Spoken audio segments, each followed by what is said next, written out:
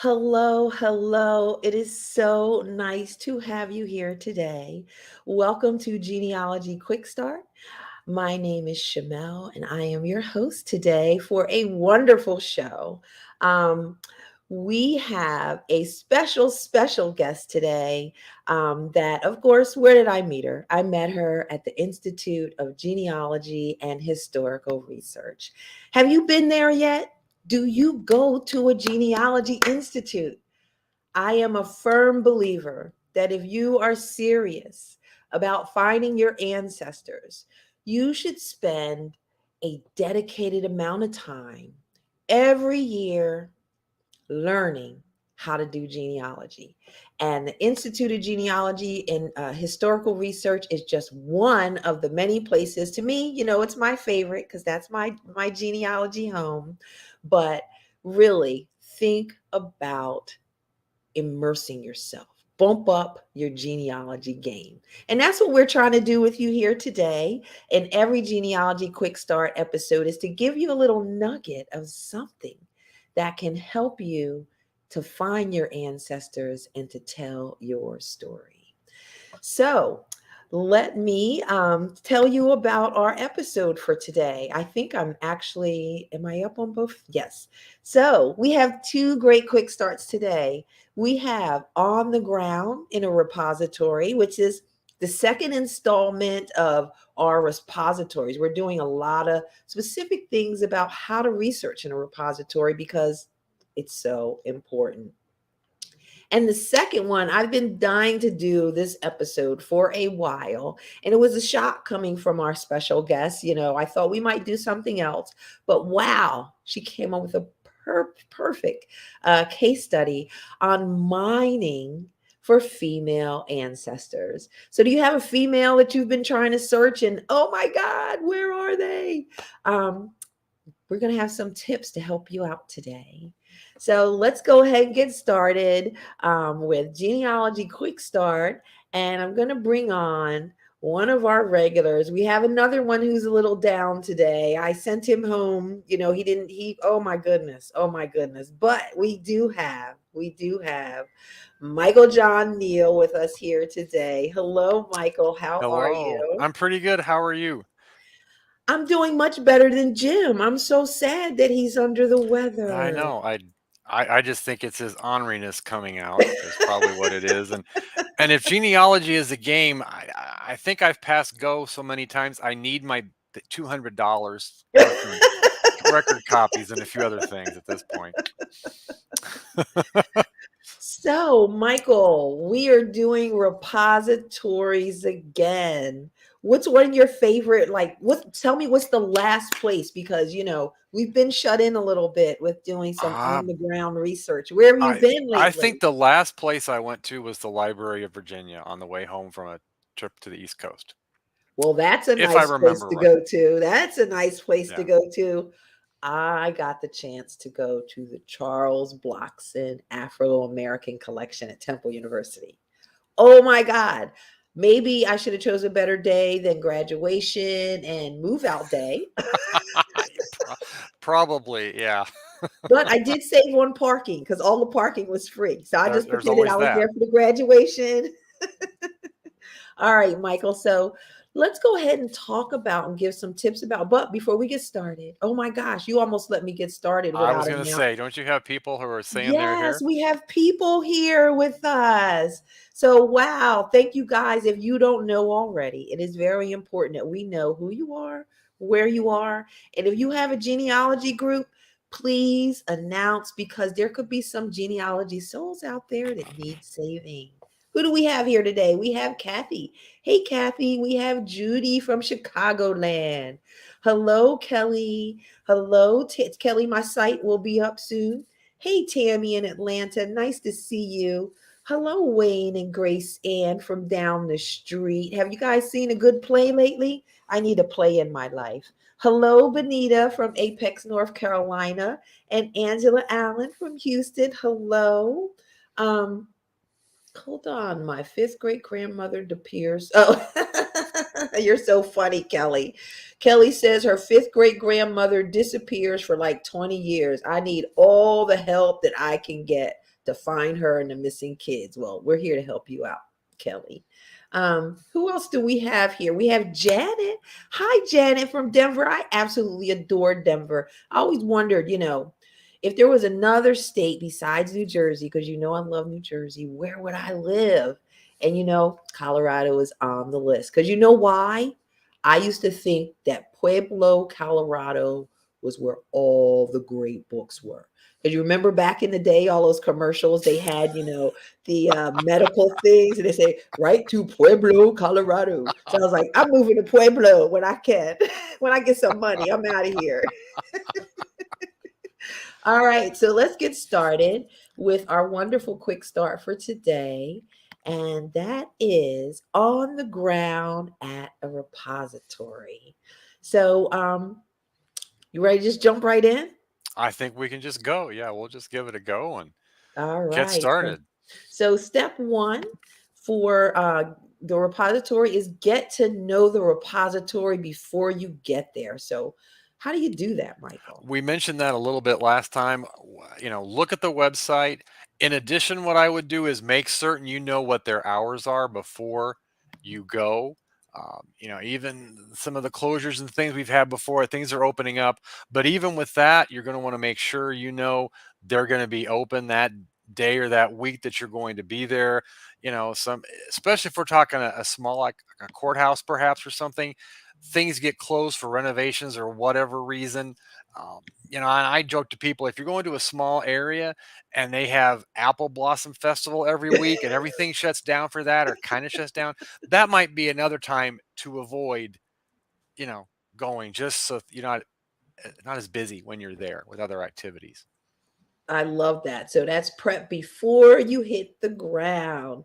So that's step one. Let's move on to step two, which is to create a research plan. This is my favorite. This is my favorite step always. I love You're right, creating and a it's research plan.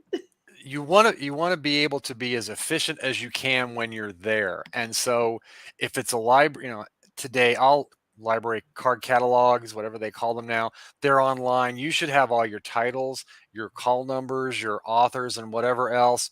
You can put that in a spreadsheet, you can put that in a Word document, you can use some other research tracking software that you're more familiar with perhaps, but you want to have all of that information before you ever leave your home to go to the facility to do research. You want to choose, as it says on the overhead there, a focus person or a family. And if you're going to a courthouse maybe where you've got a lot of relatives and you've got limited time, then you might want to pick one person or one family to focus on, depending upon the length of your trip. And as we mentioned, if it's a library, you want to get as much as you can off of their website and their card catalog in terms of the specific items that you want to look at. And you can either kind of go old school and print that out on paper and take notes on it when you're at the facility. You can take notes on your laptop or whatever, but you don't want to spend time at the library looking up and seeing what they have when you're there. Do that before you get there. Um, Yes, yes. And also, when you do that, it makes the people that work there know that you're serious, that right. you've taken the time to get to use the tools that they spend a lot of time and energy to create for us. You're showing them that, you've taken advantage of that. So when I Right. went to Charles Blockson, I had one main thing that I wanted to do.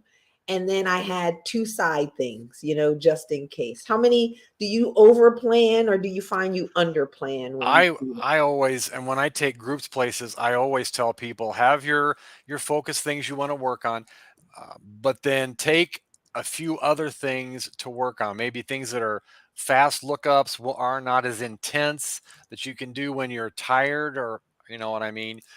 And to make the best use of your time. Or if you've got, the problem is, if you've got a couple of focus people you're working on and no backup plan, you might tap out what there was to look at very quickly for one reason or another. Or you may get so mad at that ancestor that after 2 days you don't want to hear his or her name. And I'm joking, but I'm kind of serious sometimes. it? And you might want to take a break for a day just to get, and then come back at him in the last day of your trip or whatever. Have some things to do for those time periods, I if you like to can. give my ancestors like, okay, you get one more day. All right. If you're not showing me something, I'm moving on. So if you got something to say, and you know what? That actually works. Me and my cousin Floyd did that. We worked 3 days. We were like, okay, this is the last day we're working on this. And we told them. And guess what? 3 hours left. We found the document of a lifetime. And the So other thing, when you're making that research plan, track everything you've already looked at, so you don't look at something on your trip that you've already got at home. So that reviewing what you've already got is an integral part of that. So you look at new things, or items you really need when you're there, not things you've already that's um, really heartbreaking when got you at work home. real hard to find something, have them pull something, and you're like, oh, I already saw this before. Yeah, great idea. Let's move on to step 3, which is to introduce yourself upon arrival. Will they play the trumpets? A genealogist has entered. Only if you make a donation of a subsequent amount, a significant amount rather. Um, Couple reasons for doing that. One, some places have orientations, as we mentioned last time. It just, you can mention your problem to the person briefly. They don't want to hear you give a half an hour talk about your person. They'll listen, but they're going to want to sift out the key elements of that. Um, they can maybe make you aware of any changes in the facility or anything that's happened recently that might affect how you make photocopies, how you take digital images. That would be another time to confirm what digital media you can have. Can you have your phone and things like that or not? Those are also things you want to find out before you get there. If you can bring your own scanner and make copies on your own, you want to find that out beforehand. But confirm things with them. Um, just let them know you're there, and they can give you, especially if it's the first time you've been there may be some specific pointers that you just need to hear from somebody face to face. And there may be finding aids that might not be online, Right. that are specific to what you're looking for. And And also, you when go you're ahead. when you're making that research plan, looking at those books, some things may be in there, may be restricted access to some things. They might not be in the open stacks. The card catalog may tell you that, and then that way you're just that much more prepared. And you could also ask them when you're there at first day, are there any significant things in your collection that people often overlook too? Oh, that's a great question. Anything significant? Because yeah, we always come there full of steam, what we want, what we want. We never ask them. Oh, that's so And I'll say good. this, what I would suggest to people, if you want to have them give you some help on your problem, remember we said a 30-minute discussion is not the way to approach that. On I did this when I used to get help at the family history library, get consultations on problems. I limited myself to one 8.5 by 11-inch sheet, 20-point font. If I couldn't fit it on that was my limit to be focused, because they're not going to want to read through 10 pages of stuff either. Um, That's and true. that makes say, here's my problem, here's what I'm working on. They may or may not have suggestions, but at least you've focused and made it easier for them to help you if you've done it that way. Yes, yes, make it easy for them to help you. And just a little tip, if you're, when you're making your list, and if you're going to a family history to the family history library, if it says vault, that does not mean the gilded, golden pages your ancestors on. That means that they are in a mountain somewhere that they need to retrieve. So that's a part of the creating a plan, having your Right. list. And once you get there, say, hey, what's this vault all about? Is my ancestor extra special, or, is there extra time here? Right. And then those are also things that if you notice on the card catalog, the minute you notice them, if you're confused, reach out to the library itself, call them or email them and say, I don't get this reference. What does it mean? Because you want to know those things before you leave, not when you get there, if at all possible. Definitely. There's people behind those web pages. All right. So, step 4 is to prioritize your time. So, what kind of tips do you have on prioritizing, Michael? That's really kind of tough It, sometimes. it is really tough. One of the things I suggest to people, if you've got several families you want to work on, maybe limit yourself to 4 or 5 records or a day for one family. It kind of depends on how long you think things will take. But make that list and stick to that list. Try to avoid. It's easy to say this. Try to avoid getting sidetracked. Um, and one way to help stay on task, if you're making copies and things like that, make sure you're getting good copies of things, and they're filed where you want them on your media if you're making digital images. But try to avoid reading them in gray. Make sure they're clear and legible, but try to avoid reading them for the details of the content until you're outside of the facility. Because sometimes what happens is we may get down that rabbit hole, and 3 hours later we're not on the next thing on our to-do list because we thought we had to read that deed and figure out what all the meets and bounds were or whatever it was. And we should have something to do in your hotel room or motel room at when you're back. Allocate a few hours a day when you're not in the facility, Yes. looking over at least an hour, looking over what you found, Hmm. making one more time that the images are all good and organized, whatever. It's understandable how you made images and how you organized them. And there's nothing in there that you just have to research the next day. Because sometimes you find something you really, really want to follow up on it. But Yes. I get that. But try to avoid getting sidetracked when you're at the library doing that. Wait till you're at the motel to review and regroup and change your priorities for the next day if necessary. So if you're doing it right, you have a list, you focus on that list, and you don't do things that you should be doing, like the Mhm. analysis part, Right. like I mean, transcribing. You want to check them out because they can provide leads, but you don't want to sit in the library burning 2 hours transcribing deeds. no. Then leave yourself some time and leave yourself some mental time and some whatever when you are able to concentrate to review your stuff. Don't wear yourself out at the library or whatever. And when it closes, then you're dragging yourself to the hotel, and you really want to have an hour of quote unquote good mental time to review what you found, not be so drug out that you're not analyze quickly analyzing for good leads what you just found. Yeah, yeah, makes sense. Okay, so prioritizing our time. I love that. I love that.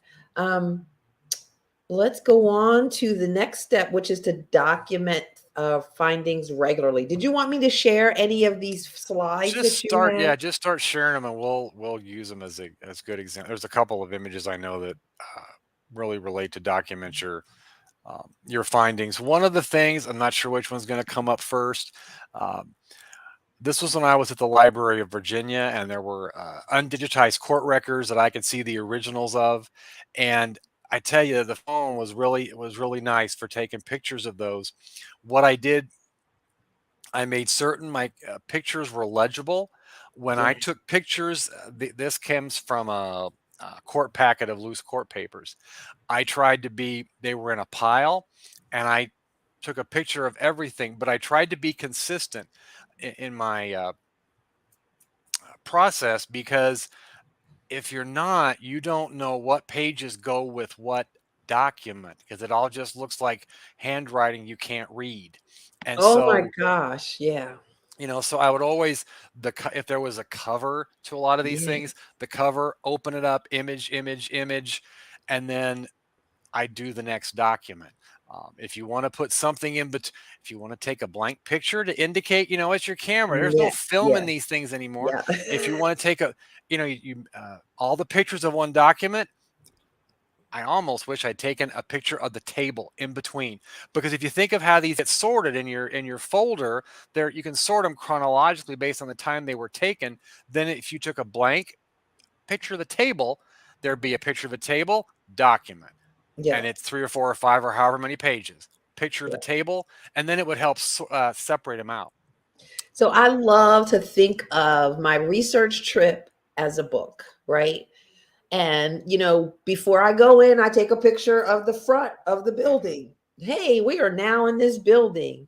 And then, like you said, treat it just like back in the day when we were just photocopying books. We Right. always took a picture of the Right. cover, the title page, right? So you're saying kind of do the exact same Do the thing. exact same thing. And if you're, if when you're looking at, I know sometimes when we're making pictures, like when I was making pictures of those court records, it's hard not to read some of it because it's just how we are. But and I would notice some things. I see, oh, I see this family name on one page or whatever, and I took notes as I found some things, and then the last image was an image of my notes that I had, the few quick things I had noticed.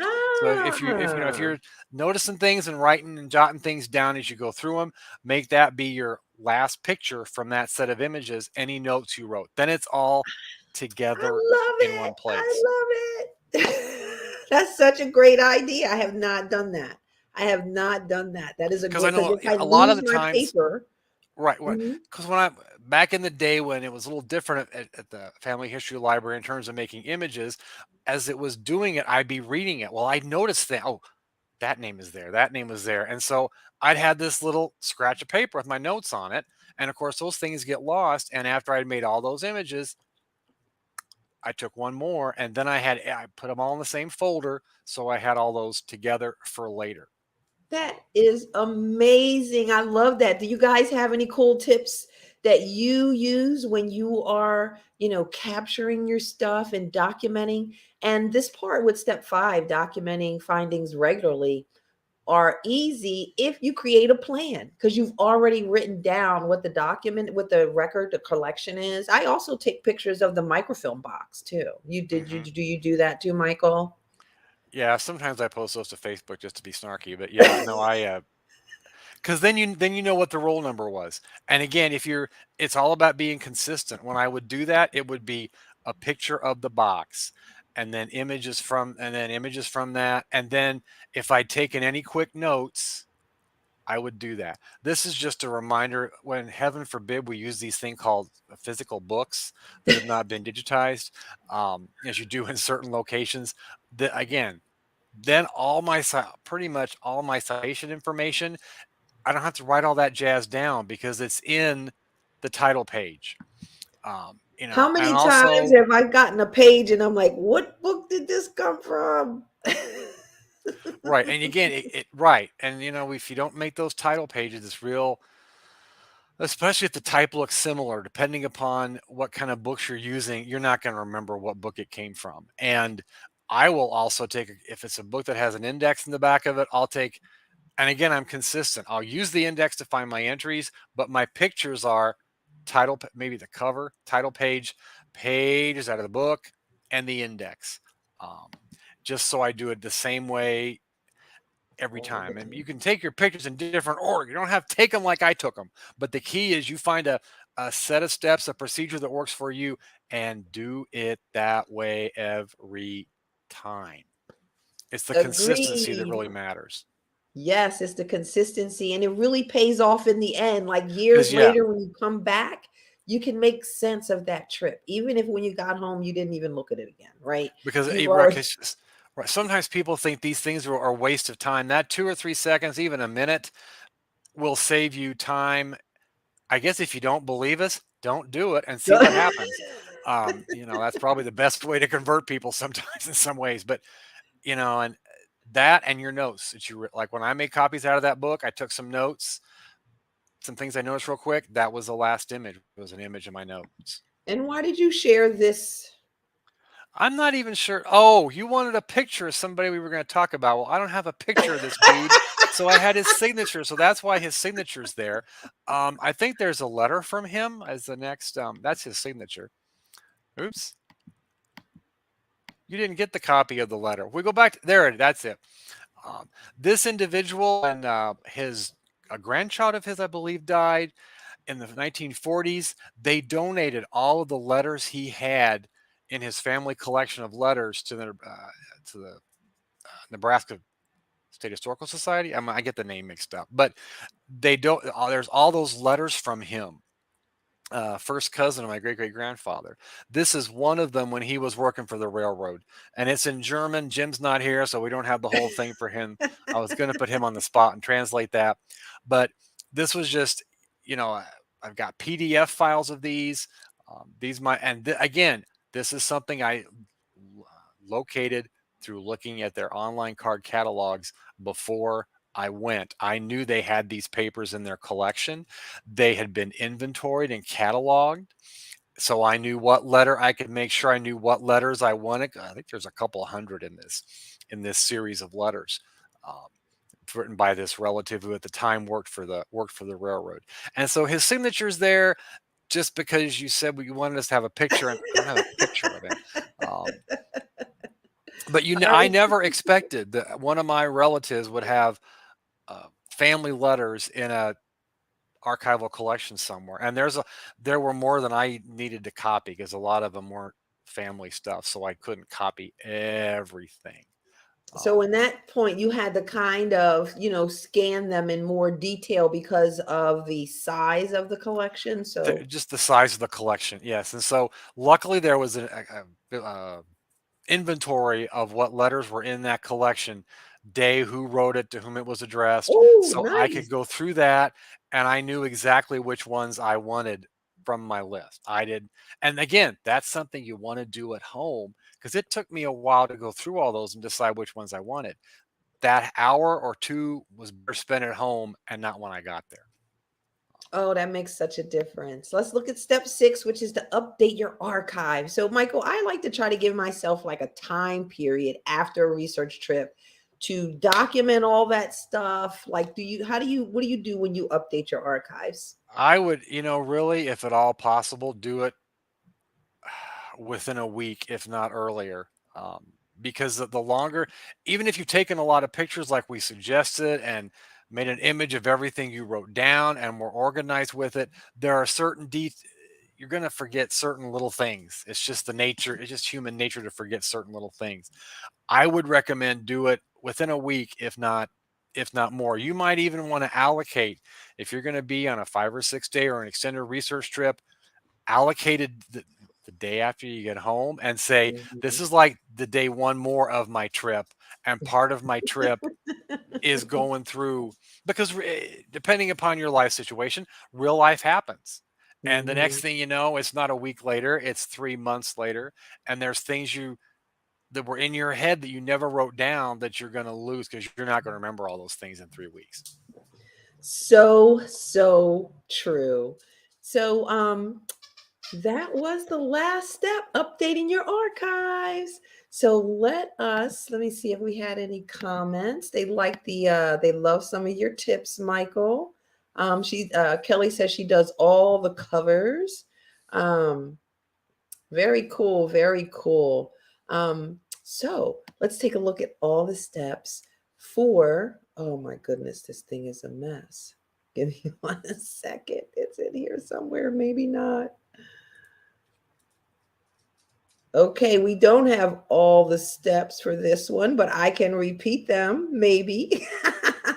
Step 1 is to get to know the repository. Step 2 is to create a research plan. This is the funnest part. To me, that's the funnest part, besides finding all the cool stuff. Step 3 is to introduce yourself. A genealogist has entered the room, and I know everything is going on, but I want you to share what you think is important. That's important to do because sometimes people just sneak in and don't say who they are or anything, and there's some missed opportunities there if you take that approach.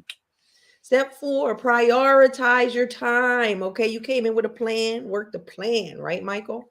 That's it. Step 5 is to document findings regularly. Did I tell you about the time I almost lost everything from my trip? Maybe later. Um, Step 6 is then to update your archives. So, Michael, thank you so Thank you. much for this quick start. And let's get ready for our next one. See you at the other See you at side. the flip side. All right. Did you guys like that? Did you guys enjoy that? Are you ready to go do some research? Where have you been lately? Have you stepped into a repository? You know they're open. You know they're open now. Where are you going? Let me know where you going, where you been. All right. So let's get ready for our second episode. Let me just put our little beautiful Dr. Melinda All right, welcome to our second quick start, which is called Mining for Female Ancestors. And today I have a woman who it was instant love because guess where I met her?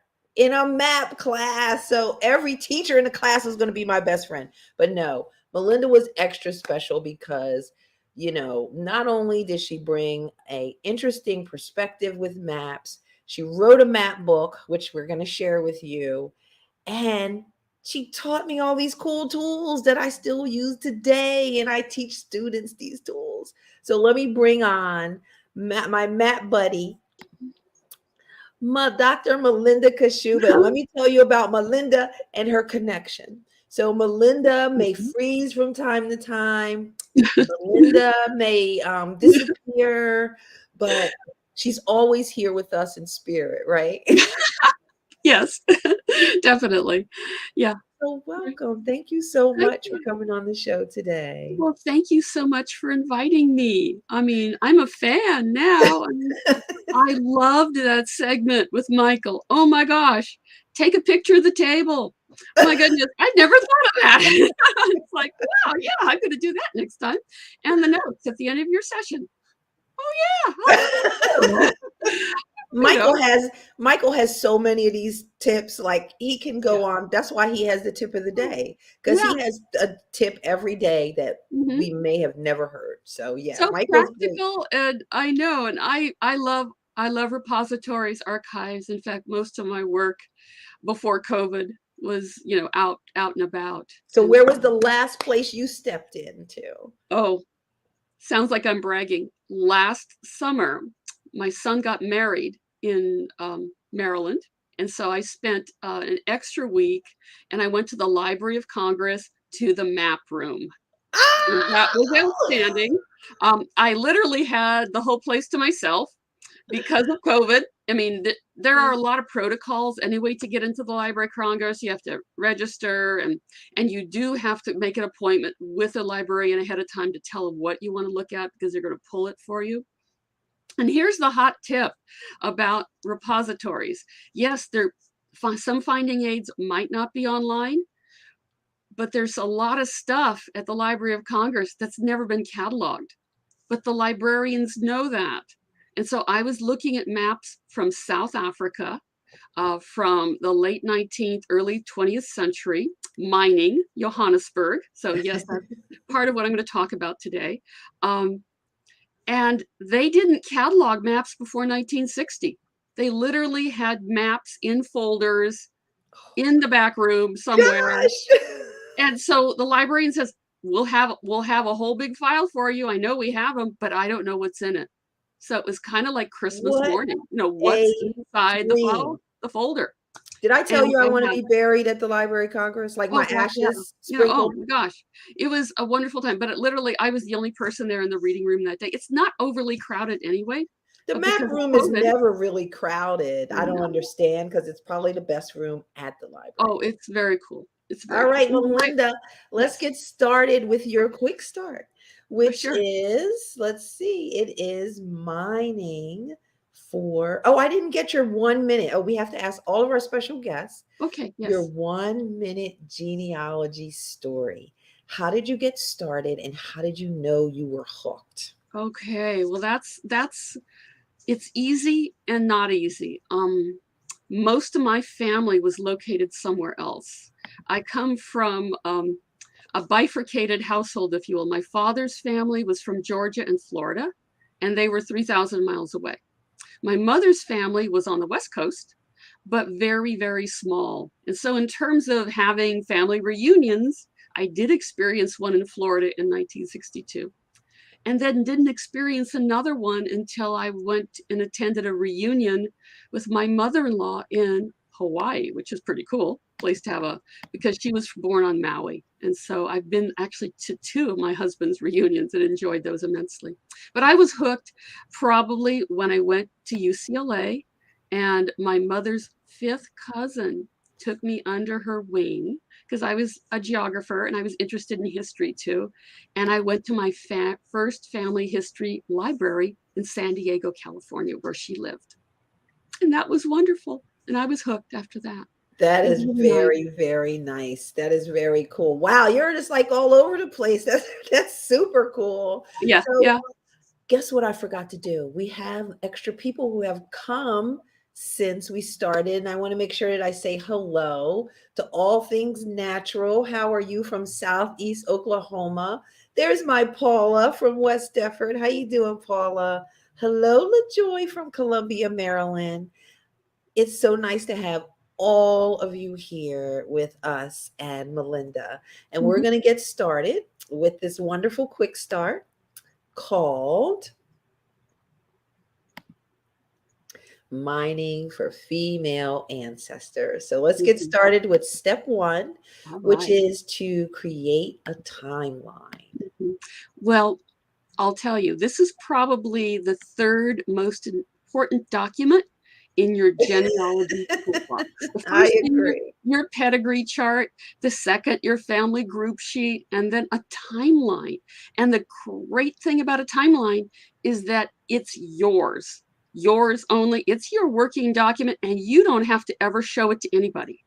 And so the kind of timeline that I create when I have a new person I'm looking at is it's very simple. I have a column uh, for date. I have a column for an event and place, and then I have some comments like that. And so what she's showing here is the slide before was a picture of a book cover. My DAR chapter here in Redding, California. And although it sounds like Redding, it's not named for Pearson B. Redding, who was one of the first founders of Shasta County here in far northern California. It's the second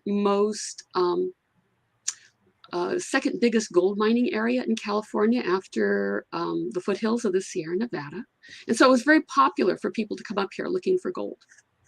And so Pearson B. Redding, a biography was written about him by a local historian. And we were celebrating the 200th anniversary of his birth, Pearson Barton Redding. Mm. And I started reading this biography, and there were just so many questions I had. There were citations in it, but they were vague and kind of mysterious. And in one case, it mentioned on page 1 that he had a prior marriage and a daughter named Jeanette, and then didn't manage to mention her until page 96. So it was kind of like, what? She was born in New Orleans around 1841-ish. We don't know the name. In fact, her mother was never named. And then What? he takes off in 1842, kind of inexplicably, for the West, for Oregon, to go to Oregon Territory, but then detours to California. And as they say, the rest is history. And he took up 26,000 acres of land as a Mexican land grant. He became a Mexican citizen. And so, but what happened to Jeanette? I It's mean, like the women are just like, she, whoa, they were, she was what like the most the heck? invisible person. And I do have a lot of invisible women in the South, where I'm lucky if I have a first name, but parents, no, never married. And her maiden name, because she's married. And even if she had dower lands, you're kind of like, okay, well, where did she get this land? Who gave it to her? It's like, really, sometimes I have a lot of brick walls like that where I don't know the name of the mom, or Yes, the mom disappeared. we're trying to find more about the wife of the Underground Railroad conductor. Yes. We know this woman was the one who was feeding and cooking for Yeah. for the enslaved people, right? For the Right. escapees, but she's not mentioned anywhere. And And and so, what I love about the show today is that Mother's Day is next Sunday. And there yeah. are mothers out there that deserve recognition.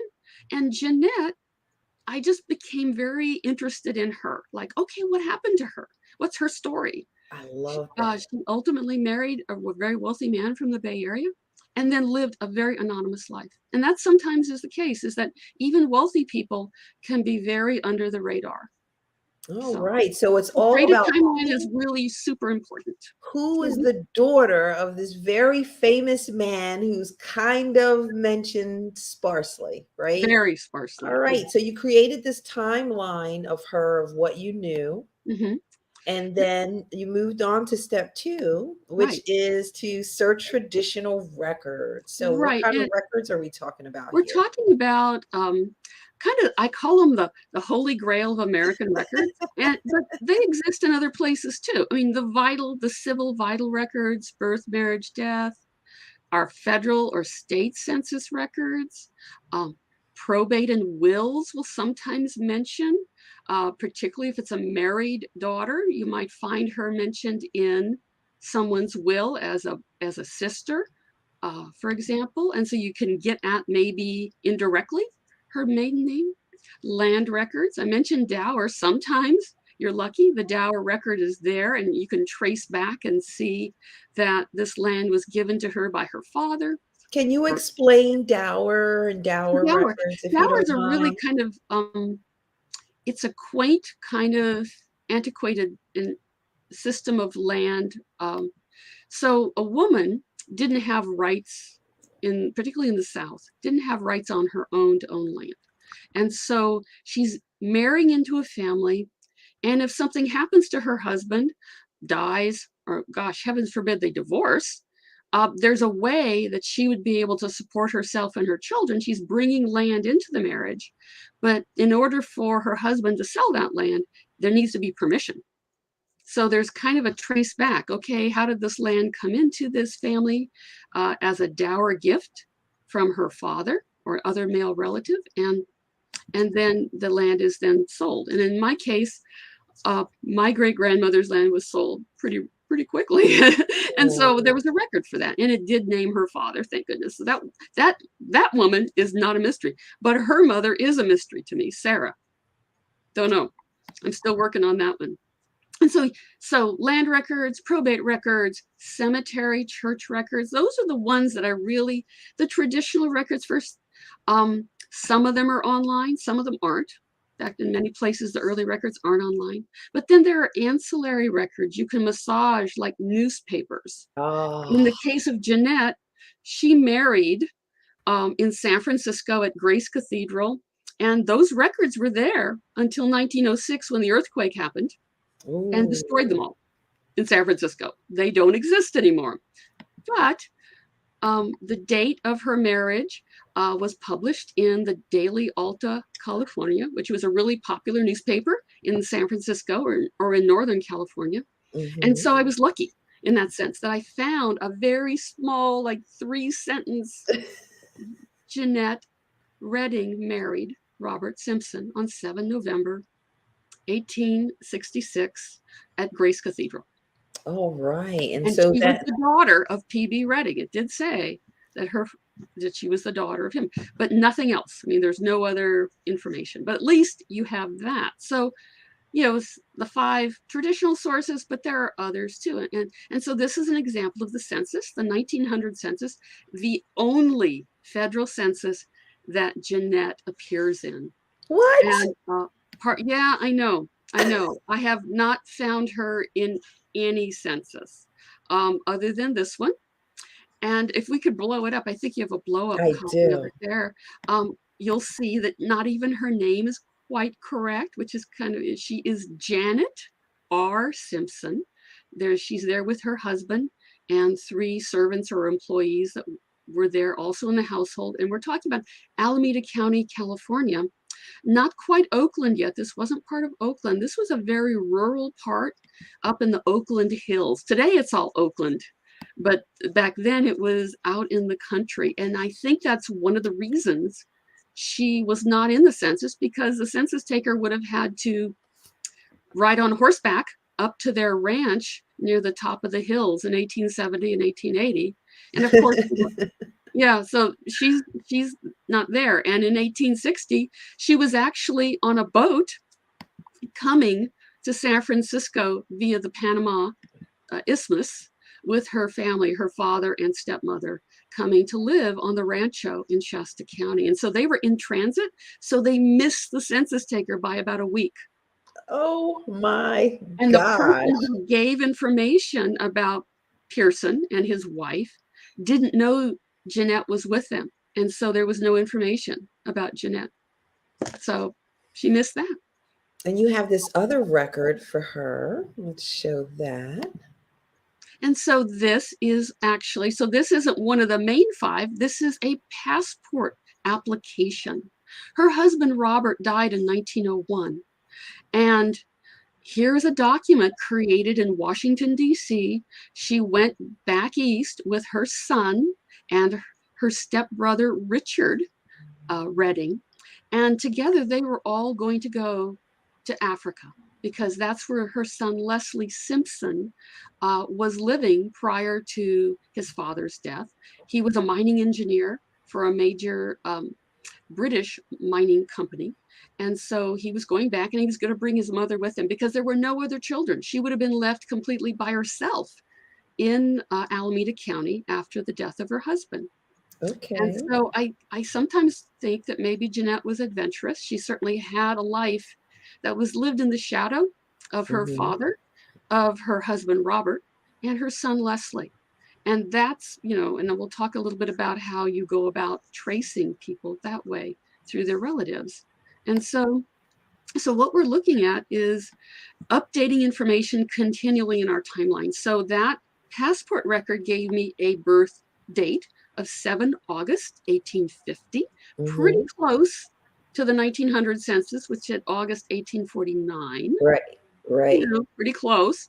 And it said that she was born in New Orleans, Louisiana, which kind of coincided with the Giffen book. The book I started out with did say that she was born in Louisiana, but in 1841.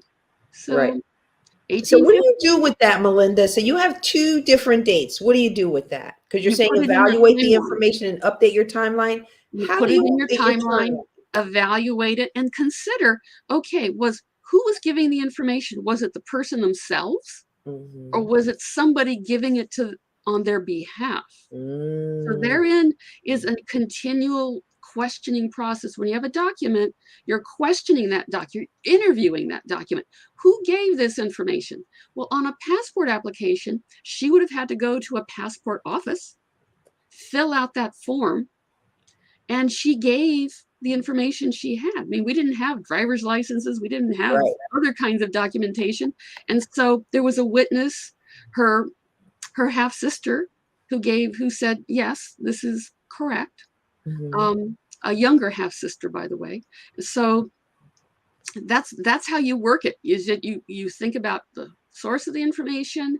And so if she said she's born 7 August 1850, that sits a little higher than a book that was published 100 years later by someone who didn't know the family, that was given information about her that didn't quite like the idea that maybe these people weren't married and maybe Jeanette was actually illegitimate. That's what it sounds like, because they didn't mention the mom. Right. So why wouldn't they mention the mom? Right. So we have to read between those lines. Sometimes so. And so I think there was always this tension in the family. And so that's sometimes a harder rock to push uphill a little bit as a genealogist, because not everyone wants to tell the real story because it's uncomfortable, and you might have to work and be very gentle with your interviewing relatives. And eventually, maybe she could have been, the mom could have been Lizzie Borden, and they didn't. That's true too. That's true too. There could be, or the mom ran off with somebody else. Yes. And all those things in the, it sits differently with other, with families. And so you have to just be very gentle. So that was step 3, to evaluate, update the timeline. So let's move on to step 4. So step 4 is important because in the case of Jeanette, she was born at a time when women couldn't vote. She was 1850. Women couldn't vote, so there were no records. And she died in 1909. Although her son didn't bother to probate her portion of the land that they owned together in Alameda County until 1921. So that's another hint, is that when you're going through records, indexes, widen it out a little bit, because and even that, the probate started in 1921. She had died in 1909 in Africa. So he didn't bother to do the probate until he was back in America, and he had to sell the land, and he had to clear title. That's And 20 years. That's almost, oh my gosh, 10, more than 10 years. And here's even the sadder part is because in the probate, it mentioned that she died in Johannesburg. True. Died in 1904, but only the year, but not the date. And going, 1904, hooray! So I started researching death records in Johannesburg in 1904, and they are on Family Search now. Oh, fantastic. Couldn't find it. Couldn't find it. And so I looked at consular records in the National Archives when I went back there to College Park, Maryland in 1904. And I studied them, and I found lots of information on her son Leslie and her brother Richard. Nothing on Jeanette. It's like, what? Because in consular records, you'll have death notices. You'll have letters that people will write to the consulate saying, I'm missing a family member. Can you help me find him? Okay. So there's a lot of good vital records information in consulate records overseas. And so I looked for 1904, spent 2 days looking through those records. But I didn't have her death record yet. And I think the next slide might show us her death record that ultimately popped up in just 2 years ago on Family Search. And it's from Johannesburg, South Africa. Wow. And her death date is the 18th of February, 1909. What? Yes. And so can a 9 look like a 4 or a 4 look like a 9? Well, I think what happened is that in the probate that was taking place in Oakland in Alameda County in 1921, Leslie didn't bother to correct that. I mean, his mom's been dead for a long time. All he wants to do is clear title on the land. Yeah. Who cares? What's 5 years? What's 5 years? Yeah, right. And he's dead. And so what was really cool about this record is that it gave the place, it gave the address they were living in Johannesburg. And I was able to find that on Google Earth and even contact a local historian who had written a book about historic Johannesburg. And it was a very famous neighborhood. Doornfontein was a wealthy neighborhood just a mile or two inside of the mines. You see, Johannesburg was a mining town that literally grew up amongst the mines. And so the mining, the gold mining and the diamond mining was everything. And you might have been wealthy, but you would have a home in plain sight of the mines because that was your wealth. That was your wealth. That was it. And so that's why I was anxious to look at the maps of Johannesburg in that 1905, 1910 era to see, well, what was her life like? Yeah. And try to figure out, well, where did she shop? Where did she go to church? And there were churches. But the trouble is that South Africa is in such civil turmoil. It has been now for a decade or more, that access to records that we've taken complete for granted here is sometimes difficult. So when did you find any juicy things in her husband's, son, or father's records?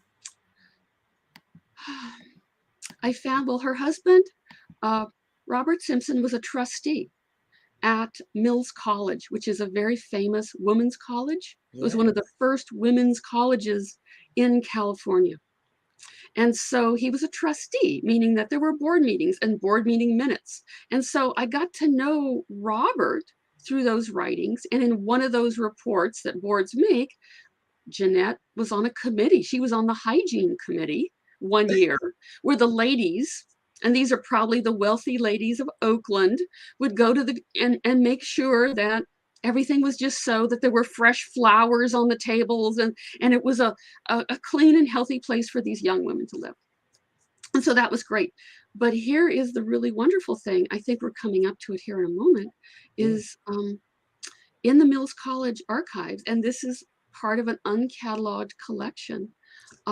Because I went there because of Robert's association. I was hoping that there'd be letters and diaries and great information about, because they were neighbors. The Mills and the Simpsons were neighbors in this rural part of the hills, because this college was up above Oakland in the hills, and there were dairy farms around it. And that was part of what the college was about, that the women would pursue educational degrees, but they would milk cows in the morning. And so they would be humble, if you will. Humble. And I see that I just froze up. Yep. So you want me to show what you found? Yes, All Yeah, right. that's such a great picture of me too. Okay, so this is a picture of Jeanette that I found at the Oh, California Academy of Sciences library. Some people in California may have been to the wonderful museum there, but there's a whole library there of research notes, photographs of all over the world, wherever natural history was being done and scientists were gathering data. And in Leslie's notes that were donated there, because Leslie became a big game hunter, as you'll see in the next slide. And that's Leslie right there. He helped populate the museum with all these African animals that he shot on safari. And I know that's so I learned a lot about big game hunting. I'm not a hunter myself, and so but to get to know him and understand his way of thinking and what he was doing, and I have a timeline for him, so I have a pretty good idea of what he's doing at each given time. But very absent was any mention of his mother. of her. There was no obituary in the paper in 1909. The death record indicates that her remains were to be sent to New York Cemetery. So my challenge this summer is to go back and look at those consular records at the National Archives, look at the year 1909, and hope that there's a burial permit in there that allows her remains to be shipped back to the United States. And Oh, we'll name the cemetery okay. because New York is a big state. There is Yeah. a city by the name of New York, and there are a lot of cemeteries in New York City. And Just a so couple. far, the obvious older ones that I've looked at, and many of them have indexes online, she's not there. And I Oh. suspect that she and her husband, Robert, are buried there. Oh, okay. Oh, I'm And, sorry. I forgot that we were seeing. okay. So Yes, what is this here? this is also from the California Academy of Sciences. This is their home, way out in the country. Today, Oh, those hills are covered with homes yeah. of varying sizes. It's now very much a working class sort of area, suburb of Oakland, but Okay. this house still exists. It is Wow. the oldest house in the Oakland Hills. It's been pretty well preserved. The city of Oakland knows about it, but because it's privately owned, there's not much they can do about it. But I just put that in there. That's the whole family there, I suspect. I don't Wow. know who's who. There are no names, but I recognize the house because, like I said, the house is Yes. still there today. Now, What is this? this is the gem I found in the repository at Mills College. This is Robert Simpson's holdings, some 4,500 acres. I had been putting this together slavishly by getting all the deeds and spending the hundreds of dollars that Michael mentioned to conceal Topping's land records at the county of Alameda. But here's the map that the librarian just brought out as a whim, saying, "We've got this great map. We use it in an exhibition." Oh my gosh. Fell on the floor. I mean, that is exact, and it shows their home on it, little box, and it shows some of the physical features. And I was able to take some of those features that I knew and had coordinates for, and be able Ah. to drop this map on Google Earth. Ah. And that is the really cool thing, is when you can relate a historical document to the present time I love this, and Melinda. document that. And so all along the way, you cite your sources where you found this. And this is an uncatalogued record. So in my source, I note it's uncatalogued. I noted the file it's in. And thankfully, the art department at Mills College had a digital computer that was able to digitize this really large map. It's about 2 by 3 in All right. dimensions. I love this, Melinda. So we're getting very close on Yes, time, I know and we I are. want to run through the steps. Did you guys have any questions for Melinda? This has been fabulous. Like, I Thank can't you. believe the wonderful stuff that you've been able to find. But these are the steps for mining for female ancestors. You want to create a timeline. You want to then search those traditional records, followed by evaluating information and updating your timeline. Step 4, search for records of the husband, son, and father.